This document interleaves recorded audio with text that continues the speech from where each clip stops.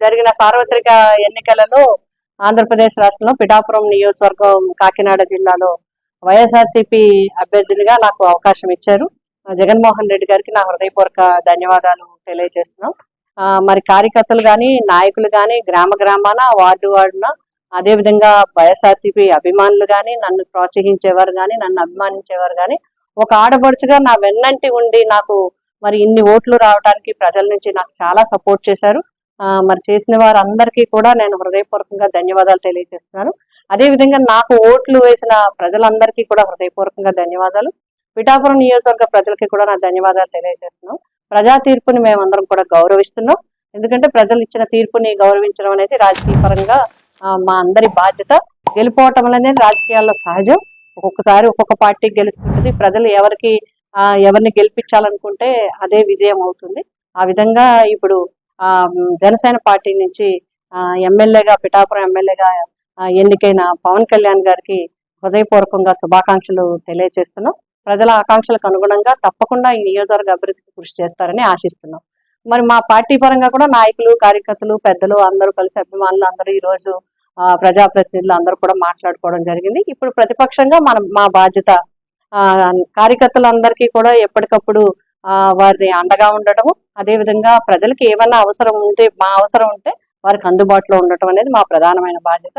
ఆ విధంగా మేము ఎప్పుడు కూడా మా ప్రతిపక్ష బాధ్యతను పోషిస్తూ రాజకీయ నాయకులుగా ఎప్పుడు ప్రజలకి అందుబాటులో ఉండే విధంగా ఉండటం అనేది మేమందరం కూడా మాట్లాడుకోవడం జరిగింది. రాబోయే భవిష్యత్తు కార్యక్రమాలు, పరిస్థితులు, అక్కడ ఉండే కార్యక్రమాలు బట్టి మేము నిర్ణయించుకుని ముందుకు వెళ్తాం జరుగుతుంది. పోటీ చేసింది 21, 2 పార్లమెంట్లు, గెలిచింది 100%. కానీ బాధ్యత ఎంత ఉందంటే 175 సీట్లు మనం గెలిస్తే ఎంత బాధ్యత ఉందో అంత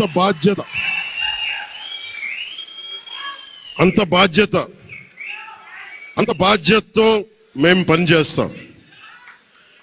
యువత నలిగిపోయారు, నేను మర్చిపోలేదు. ఆడబిడ్డలు ఇబ్బంది పడిపోయారు, మేము మర్చిపోలే. సగటు మధ్యతరగతి మనుషులు నలిగిపోయారు. రోడ్లు వెయ్యలా, గుంతలు వేశారు, అరాచకం చేశారు. అవన్నీ శాంతి భద్రతలు చాలా చాలా బలంగా ఉంటాయి, మీకు నేను మాటిస్తున్నాను. అతి తక్కువ వ్యవస్థల్లో రాజకీయ ప్రమేయం చాలా తక్కువ ఉండేలాగా, అధికారుల్ని వారి పని చేసుకునేలాగా ఈ ప్రభుత్వం ఉంటుంది, కూటమి ప్రభుత్వం ఉంటుంది. రైతుకి కష్టం వస్తే హక్కును చేర్చుకునే ప్రభుత్వం తప్ప తిరస్కారంగా చిన్నచూపు చేసే ప్రభుత్వం అవ్వదు మనకి ఈ కూటమి ప్రభుత్వం.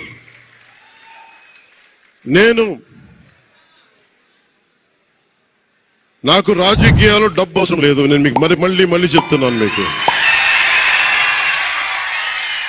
డబ్బుల కోసం, పేరు కోసం రాజకీయాల్లోకి రాలేదు. మీలా నలిగిపోతారు చూసారా ప్రతి ఒక్కళ్ళు. సగటు మనిషి మాకు ఎవడు ఉండేంటి, నా కులం లేదు, మతం లేదు, నా కష్టాన్ని ఎవరు చూడరేంటని ప్రతి ఊర్లో ఉండే ఒక సగటు మనిషి అనుకుంటాడు. ఆ మనిషి కష్టాలు నేను చూసిన వాడిని. ఆ మనిషికి భుజం కాయడానికి నేను వచ్చాను రాజకీయాల్లో.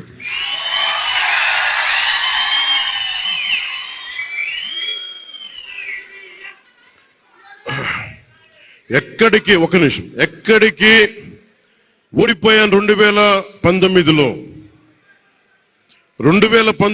ఓడిపోతే నా మానసిక స్థితి ఎలా ఉందో ఆ రోజున, ఈరోజు గెలిచినప్పుడు కూడా నా మానసిక స్థితి అలాగే ఉంది. అంతే ధైర్యంతో ఉన్నా. గెలుపు నాకు బాధ్యత ఇచ్చింది కానీ అహంకారం ఇవ్వలేదు, రాదు. ఇంకా భయం వేసింది. అందరూ నాకు శుభాకాంక్షలు తెలియజేస్తా ఉంటే నాకు భయం వేసింది. ఎందుకంటే ఇల్లు అలకగానే పండగ కాదు ఇది. ఇల్లు అలకగానే పండగ కాదు, చాలా చాలా బాధ్యత కూడుకున్నది. భీమవరం గాజువాక 2 చోట్ల ఓడిపోయినప్పుడు ఈ రోజున ఇంతమంది ఉన్నారు. ఈ రోజున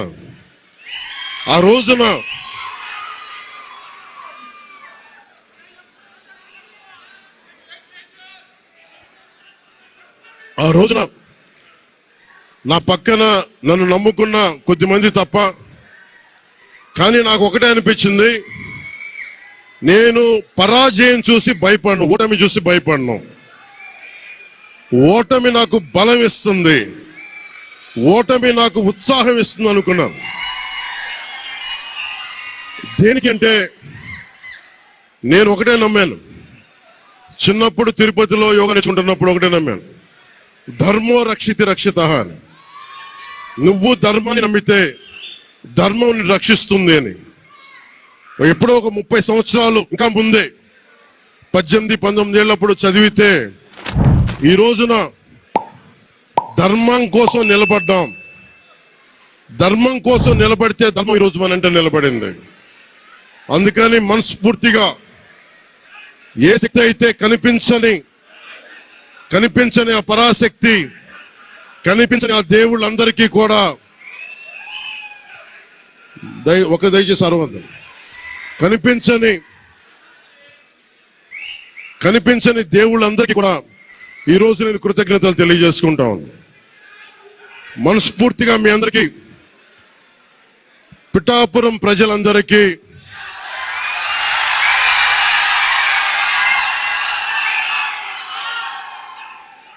మీరు పిఠాపురం పురజనులకి, పెద్దలకి, ఆడపడుచులకి, అక్క చెల్లెలకి, యువతులకి, కథం తొక్కిన యువతకి, కథం తొక్కిన జన సైనికులకి, జనసేన నాయకులకి, తెలుగుదేశం నాయకులకి, తెలుగుదేశం శ్రేణులకి, తెలుగుదేశం నాయకులు వర్మ గారికి, వారందరికీ కూడా నా ప్రత్యేక కృతజ్ఞతలు తెలియజేసుకుంటా ఉన్నాను. మీరు పిఠాపురంలో పవన్ కళ్యాణ్ గెలిపించలేదు, కేవలం పిఠాపురం ప్రజలు పవన్ కళ్యాణ్ ఒక్కడిని గెలిపించలేదు, 5 కోట్ల మంది ప్రజల్ని గెలిపించారు. మీరు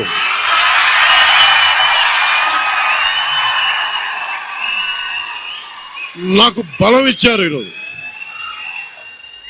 మీరు గుండెల్లో పెట్టుకొని ఓడిపోతేనే ఇంత బలంగా నిలబడినవాడిని, ఇంత బలంగా నిలబడ్డవాడిని. ఇంత గెలిపించి కాదు మీరు ఇచ్చింది, చిన్నపాటి జయం ఇవ్వాల, ఆకాశం అంత విజయం ఇచ్చారు మీరు మాకు, మా కూటమి ప్రభుత్వానికి. ఇది గుండెల్లో పెట్టుకుంటాం, నిలబడతాం, నిర్మాణాత్మకంగా పనిచేస్తాం. మీ కష్టాలలో మీ ఇంట్లో ఒకటిలాగా నేను ఉంటాను, మీ అందరికి మాటిస్తున్నాను.